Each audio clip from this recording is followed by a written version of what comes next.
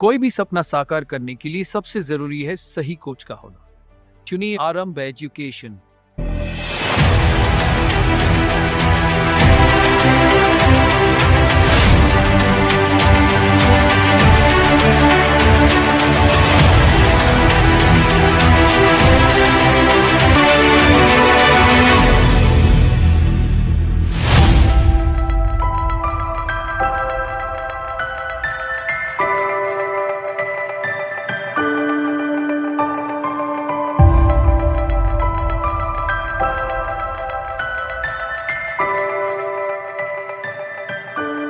नमस्कार दोस्तों, welcome to आरंभ एजुकेशन एम्पावरिंग एस्पिरेंट्स। देखिए, हम लोग जो बजट वाली छत्तीसगढ़ का बजट का एक वीडियो पहले भी आ चुका है। ये जो है वो सेकेंड पार्ट है छत्तीसगढ़ के बजट का।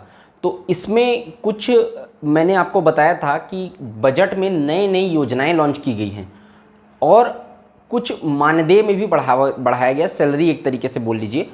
आंगनबाड़ी सहायकों का सैलरी को बढ़ाया गया है। तो वो कितना बढ़ाया गया है और जो योजनाएं मुख्य रूप से जो बहुत सारी योजनाएं लॉन्च की गई उसमें महत्वपूर्ण योजनाएं क्या क्या है वो आपके पेपर के दृष्टिकोण से जो बहुत इंपॉर्टेंट है उसको मैं आज के वीडियो में कवर करने वाला हूं।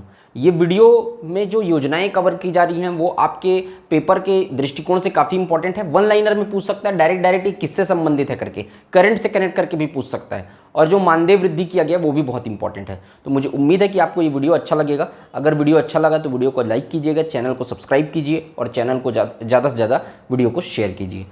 ठीक है, स्टार्ट करते हैं हम लोग। और मध्य प्रदेश वाले जो देख रहे हैं वीडियो जो है वो मेरे पास आ गया है। आप लोगों का जो सिलेबस में सेंड करने के लिए बोला था वो कुछ स्टूडेंट्स मेरे को वहाँ से सेंड किए हैं। बहुत से लोग वहाँ से भी देख रहे हैं हमारे चैनल को।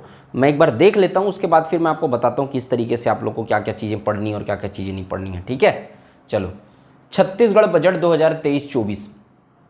चलिए, अभी छत्तीसगढ़ बजट 2023-24 का ये सेकेंड पार्ट है। तो यहाँ पर मुख्यमंत्री धरोहर दर्शन योजना पहले देखते हैं हम लोग। मुख्यमंत्री धरोहर दर्शन योजना, यहाँ पर क्या प्रावधान है?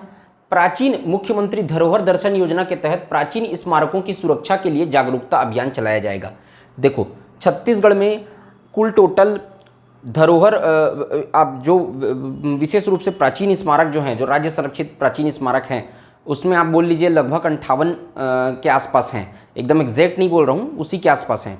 तो यहाँ पर आप देख लीजिए राज्य संरक्षित स्मारकों में प्राचीन स्मारक जो हैं उनको क्या किया जाएगा, यहाँ पर धरोहर मित्र योजना के तहत उनमें उनकी सुरक्षा के लिए जागरूकता अभियान चलाया जाएगा ताकि पर्यटन को जिंदा रखा जा सके।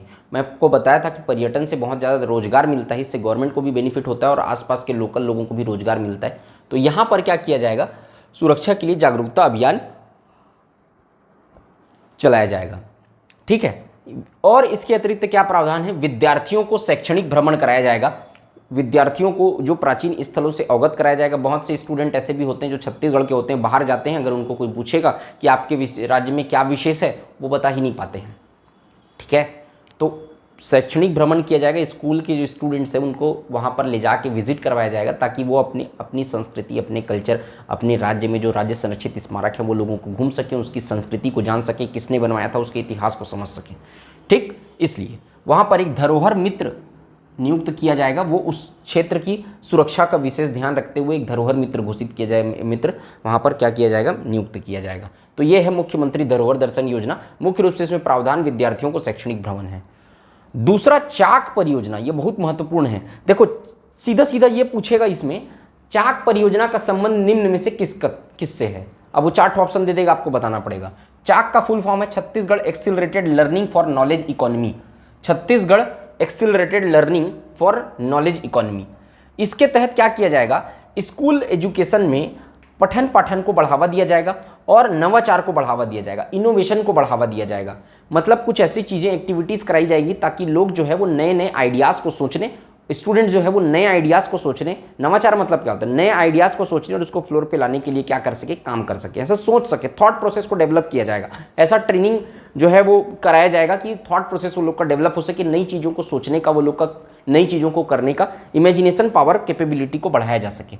इसलिए नवाचार को बढ़ावा देने और स्कूल शिक्षा के पठन पाठन को बढ़ावा देने का काम इसमें किया जाएगा। पढ़ने की प्रवृत्ति, कुछ अलग तरीके की चीज़ें जोड़ी जाएंगी, नए तरीके की चीज़ें जोड़ी जाएंगी, अच्छी चीज़ें जोड़ी जाएंगी। तो पठन पाठन को बढ़ावा, नवाचार को बढ़ावा दिया जाएगा।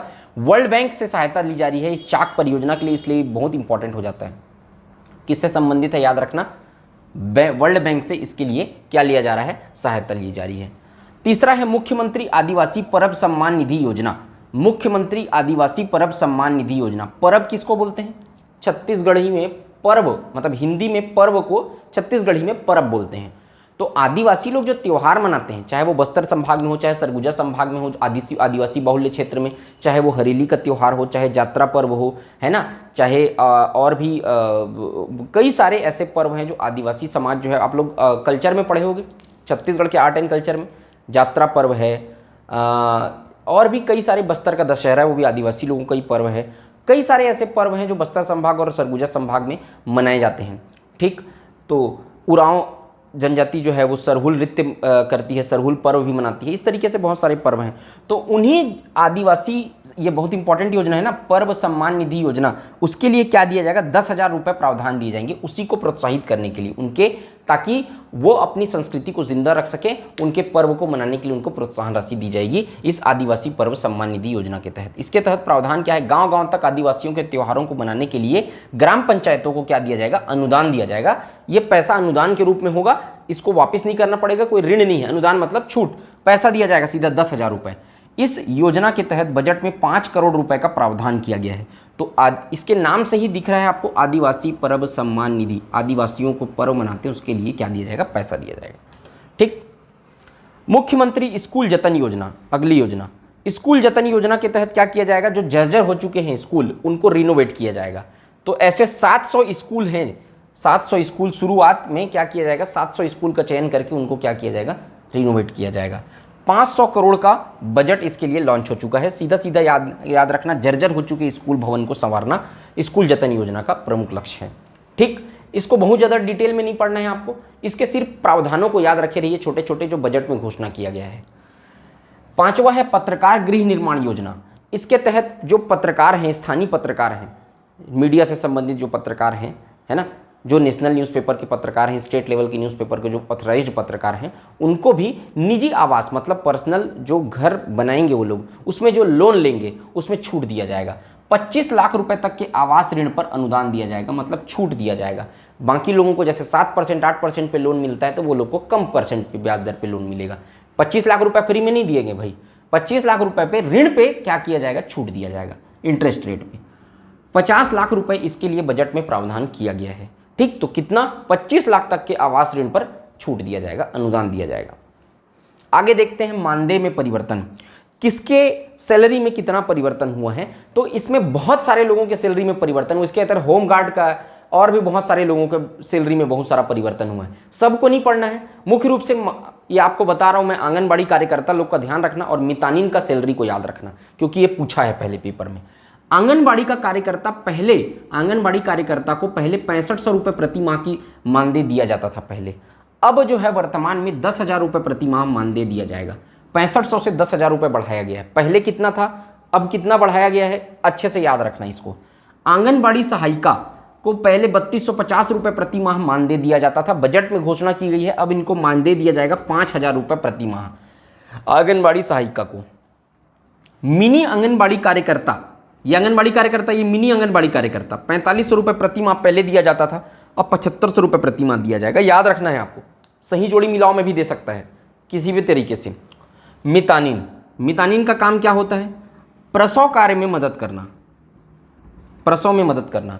महिलाओं को जब प्रसव पीड़ा होती है तो उस समय मितानिन जो रहेगी, आसपास में जो दाई रहती है ना, जिसको बोलते हैं पुराने समय में, वो उनका प्रसव में मदद करने पर उनको क्या दिया जाता था, पैसा दिया जाता था। मितानिन योजना 2011 से लागू हुआ है।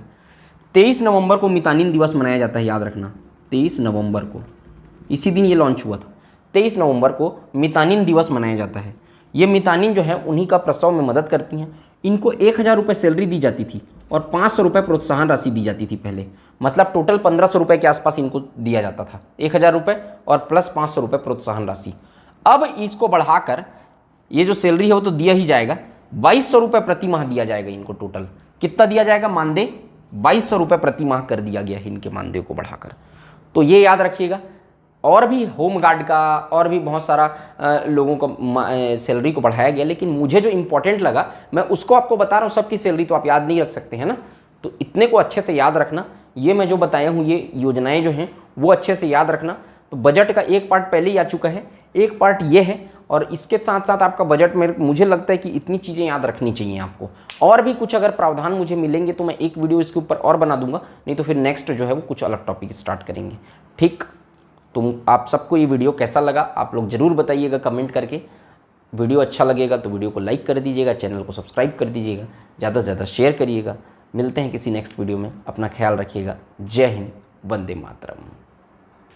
कोई भी सपना साकार करने के लिए सबसे जरूरी है सही कोच का होना। चुनिए आरंभ एजुकेशन।